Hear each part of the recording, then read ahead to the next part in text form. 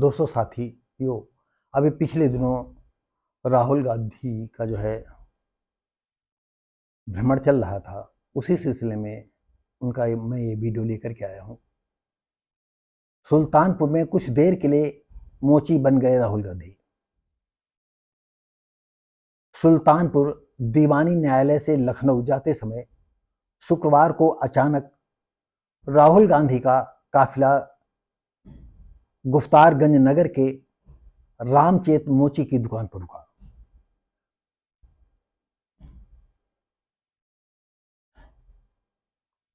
जब तक कुछ लोग समझ पाते तब तक राहुल दुकान में जा बैठे और रामचेत से बातचीत करने लगे। इस दौरान राहुल गांधी ने जूते चप्पल की सिलाई भी की, उनसे काम में आने वाली दिक्कतों के विषय में जानकारी की, आश्वासन दिया कि हम आपकी आवाज बनेंगे। राहुल गांधी ने पूछा, परिवार कैसे चलता है? रामचेत ने कहा, दुकान से कभी 100 तो कभी 50 या कभी कुछ ऊपर नीचे हो जाता है।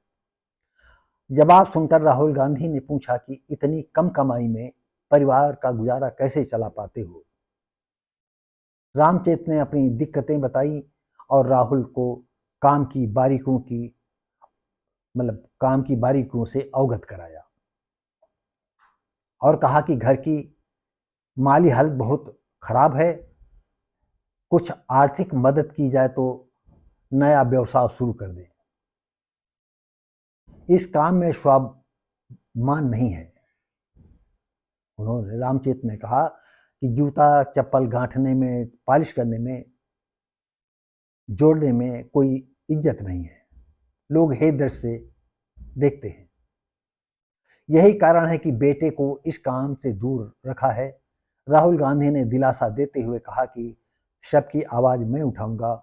कुछ देर तक रामचेत मोची की दुकान पर चप्पल सिलाई करने का प्रयास करते रहे। तो दोस्तों साथियों, जितना भी बड़ा आदमी है, अभी मैंने सुना था कि राहुल गांधी का जो है सोर्स ऑफ इनकम क्या है, शायद पेपर में आया था, इस समय मुझे याद नहीं आ रहा है, तो शायद 40-50 लाख रुपया में कंपलसरी, मतलब पूरी निश्चित बात नहीं है, इनका पैसा जितना है उससे इंटरेस्ट इतना दिखाया गया था, या हम बस गलत बोल रहे हो तो क्षमा करना। यहाँ पर हम आपको ये कहना चाहते हैं कि यदि उस मोची की रामचेत की दुकान पर बैठे थे और बाय द वे आप 50,000 का उसको अनुदान दे देते या उसको पुरस्कार स्वरूप दे देते कि भैया हो अपनी दुकान तुम ठीक ठाक कर लो और बढ़ाओ, अगर दोबारा हम आपके उधर से गुजरेंगे तो देखेंगे कि और क्या कमी रह जाती है। आप जानते हो कि नेता की बातों क्या कह जाएं, क्या कर जाएं, इसका कोई भरोसा नहीं होता है। हम यहाँ ये बात कहना चाहते हैं कि राहुल गांधी के लिए अगर 50,000 रुपये कोई मायने नहीं है, लेकिन एक गरीब के लिए अगर रामचेत मोची हैं, चमार हैं, कम जूता गांठने का काम करते हैं, तो 50,000 रुपया अगर वो दुकान में लगा लेते या कुछ नए चप्पल जूता बेचने का भी काम साथ ही कर लेते तो 50,000 से उनका काम धंधा चालू हो जाता। आज तमाम वीडियो लोग डाल रहे हैं, हमारे पास भी होता तो 1,000-2,000 का किसी गरीब के आदमी की मदद कर देते। लेकिन आप हम दर्शकों बता दें, भले हम वीडियो बना रहे हैं, भले ये सब कुछ, लेकिन जेब तो खाली है।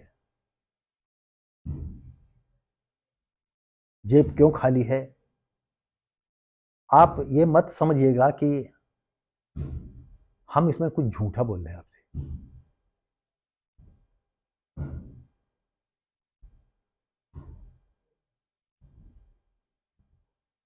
और जिसकी जेब खाली होती है, घर बाहर उसकी कभी कोई इज्जत नहीं करता है, क्योंकि हम एक ऐसे गांव से गुजर करके यहाँ तक पहुँचे जिसके माँ बाप खेती किसानी करते थे, दिन दिन भर कटनी मणनी करते थे। जो खेती किसानी गल्ला आता था उसी को बेच करके कपड़े लत्ते आते थे। कभी कभी अंडरवियर कपड़े साल में अगर एक जोड़ी बन जाते थे तो कहो वो 2 साल तक बने रखें। अंडरवियर इतनी फट जाती थी कि आज धरती पर कोई भी ऐसा इंसान, कभी कभी अफ्रीका के जंगलों में हमने देखा है कि कुछ इस तरह के कपड़े पहने हुए, तंजानिया में हमने देखा है। तो दोस्तों साथियों, हम ये नहीं कह पाएंगे कि जो है कि, तो यहाँ सिर्फ इतना कहना था कि राहुल गांधी चाहते तो दे देते, लेकिन राहुल गांधी ने कुछ भी नहीं दिया। तो ये प्रशंसा की बात है कि आप अपने काफिले में 2 मिनट के रुके और देखा कि एक छोटी सी दुकान है। हम जानते हैं कि आप ऐसा जीवन नहीं जिए होंगे, लेकिन फिर भी एक मोची की दुकान पर जा करके, एक चमार की दुकान पर बैठ करके जूते पकड़े किसी के, वो तो स्वाभाविक रामचंद्र के नहीं होंगे, किसी दूसरे के होंगे जो गांठ रहा होगा, बना रहा होगा, पॉलिश कर रहा होगा। तो इसमें मैं आपकी प्रशंसा करता हूं। और देश को हकीकत में ऐसे ही नेताओं की जरूरत है कि जमीन पर जो बिखरा पड़ा है तो उसे समेटने की जरूरत है। लेकिन आप जो तुष्टीकरण का खेल खेल रहे हैं ये गले से नहीं उतरता है। हम इसके तुष्टीकरण में हम आपके बिल्कुल किसी तरह भी साथ नहीं है, चाहे अखिलेश हो, चाहे मायावती हो, या इस देश का कोई भी शूद्र समाज का आदमी हो या सवर्ण समाज का हो, जो तुष्टीकरण की राजनीति खेलेगा हम उसके साथ नहीं है। हमने अभी पेपरों में सुनने में आया कि जो बांग्लादेश में तख्ता पलट गया वो हमारी इंडिया में भी था, और जो तख्ता पलट की योजना बना रहे थे वो हम नहीं जानते। हम किन्हीं बातों पर मोदी से नाराज रहते हैं, योगी से नाराज रहते हैं, लेकिन हम योगी और मोदी से ये कहना चाहते हैं कि जितने ही आतंकवादी विचारधारा के लोग पकड़े जाते हैं, जितने आईएस वाले पकड़े जाते हैं, तो आप एक ऐसा कानून बनाएं, बहुत खुली बात कहते हैं, आप ऐसा कानून बनाएं कि इनके माँ बाप और इनसे जो बड़े भाई बहन हो उनको भी सलाखों के पीछे भेजने का उसमें कानून में लाया जाए, क्योंकि वो अपने बच्चों को जो है कायदे से निगरानी नहीं कर रहे हैं। अगर निगरानी नहीं कर रहे हैं, उनके हाथ से बच्चा जा रहा है, तो उसके बड़े भाई बहनों की भी जिम्मेदारी होती है, चाचाओं की जिम्मेदारी होती है, खासकर माँ बाप की भी जिम्मेदारी होती है, सभी उसके घर के बड़े रिश्ते नातेदारी जितने होते सबकी जिम्मेदारी होती है बच्चे को कहाँ जा रहा है, क्या कर रहा है। तो ऐसे में अगर सारे धर पकड़ किए जाएंगे, सबको वही सजा होगी जो एक आतंकवादी की होती है। और अभी मुश्किल से 2-3 ऐसी घटनाएं हो जाएं, अगर इस देश से आतंकवाद की नाम न मिट जाए तो मेरा नाम बदल दीजिए। मैं मोदी से कहना चाहता हूं, योगी से कहना चाहता हूं, बीजेपी की सरकार से कहना चाहता हूं, और जो इस देश की जो नेता है मैं उनसे कहना चाहता हूं,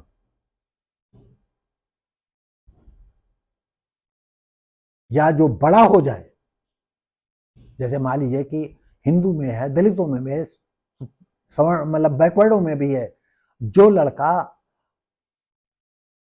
चोरी करने लगे, डकैती डालने लगे, गला काटने लगे, तो या तो आप पुलिस को खबर करो उसको, या अलग रह रहा है अपने लड़के बच्चों साथ रह रहा है तो अलग की बात है। तो उसमें जो है अगर एक बार क्षमा बहुत होती है, लेकिन अगर दोबारा वो फिर पकड़ा जाता है तो या तो माथे में, जैसे नहीं कहा जाता था पहले, चोर लिखवा दिया जाता है, डकैत लिखवा दिया जाता है। एक बार छोड़िए, दोबारा फिर अगर पकड़े जाएं तो माथे पे लिखवा दीजिएगा कि चोर है, ये डकैत है। और इसके साथ ही उनकी पत्नी हैं, बच्चे हैं, जिसकी वो कमाई, इनके लिए भी कुछ ऐसा होना चाहिए। तो जब तक सख्त कानून, आज देश की इतनी जनसंख्या विस्फोटक हो गई है कि लोग एक दूसरे को मार करके खाने के लिए तैयार हो गए हैं। अब आज उसी हिसाब से देश में कट्टरता, देश में मतलब कड़े कानून की जरूरत है, चाहे आतंकवादी हो, चाहे घुसपैठिए हो, चाहे और कोई हो। और अगर ये माननीय मोदी भी जो है मुसलमानों के तुष्टीकरण की नीति अपनाएंगे तो हम उनके भी साथ नहीं है। भले अब हमारी उम्र कितनी है, कितने दिन जिंदा रहेंगे, और जिंदा मोदी ने भी नहीं रहेंगे, और तुष्टीकरण का खेल मोदी भी बहुत खेल रहे हैं। अब तो चुनाव में दिखा दिया कि नहीं, तुम्हारी तुष्टीकरण का कौन सा गेम कैसे होता है। और बर्बाद तुम अगर करोगे, बीजेपी बर्बाद करेगी तो शूद्रों को बर्बाद करेगी। मुसलमान का तुम रोया नहीं उखाड़ सकते हो। ऐसे ही जो पकड़ में आ जाएगा उसका ऐसा कर दोगे, वैसा कर दोगे। लेकिन उनके हौसलों को तुम पस्त नहीं कर सकते हो। जब तक आतंकवादी विचारधारा जो लोग रखते हैं, उनके जब तक हौसले पस्त नहीं होंगे, तब तक वो जमीन पर ठीक ठीक नहीं चलेंगे। तो दोस्तों साथियों, राहुल गांधी की कार्यप्रणाली बहुत अच्छी लगती है। कम से कम जब दलित समाज के साथ मिलते हैं, बैठते हैं। एक और हमने वीडियो चुनाव पीरियड का देखा था कि एक आदमी साइकिल पर कम से कम कुंटल 1.5 कुंटल का बोझ लादे जा रहा था। मौका मिलता था तो साइकिल भी बैठ जाता था, और नहीं तो ढन गाते हुए लिए जा रहा था। राहुल गांधी ने 2 पल गाड़ी पकड़ करके चलाने का प्रयास किया था, लेकिन चला नहीं पाए थे।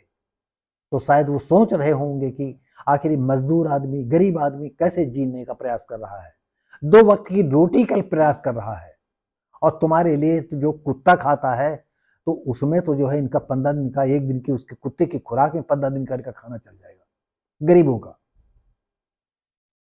तो दोस्तों साथियों, ये वीडियो कैसा लगा, हम उम्मीद करते हैं अच्छा लगा होगा।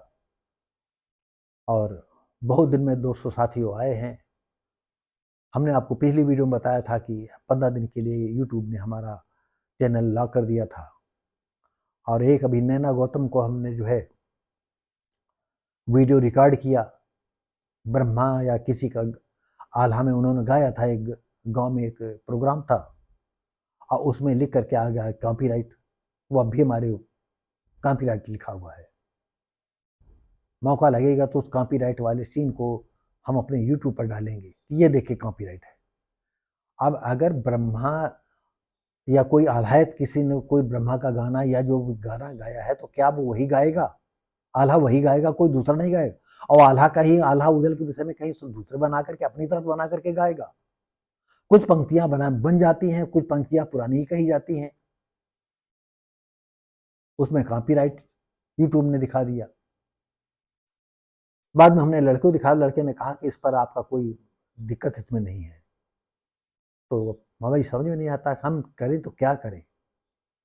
और हमको फिर अगर हम अपनी भावनाओं को व्यक्त नहीं कर पाते हैं, हम जिस दलित समाज से आते हैं उसके हित की बात नहीं कर पाते, हम भला कर पाए न कर पाए अलग बात है, लेकिन हित की बात तो मैं कर सकता हूं। जैसे मैं अपने उपन्यासों में मैंने कहा, जितनी भी हमने जितने सब्जेक्ट लिखे, सब में हमने समाज को लेकर के ही लिखा है। हमारे समाज कितने सालों से, कितनी सदियों से गुलाम है, आज भी गुलामी की दास्तां किसी न किसी रूप में वो जकड़े हुए हैं।